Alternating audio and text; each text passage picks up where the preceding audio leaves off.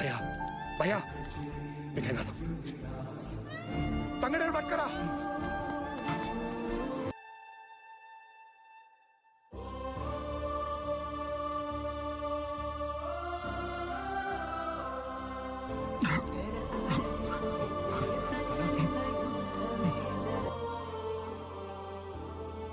విషయం బాగా ఎక్కినట్టుంది.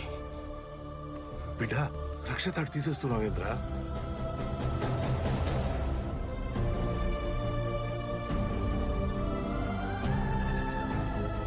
అడవి తల్లి రక్షతాడు తీయొద్దన్నా. ఇది లేకపోతే నీకు లేని కష్టాలు వస్తాయి. అన్న బాగుంటాడు కదరా.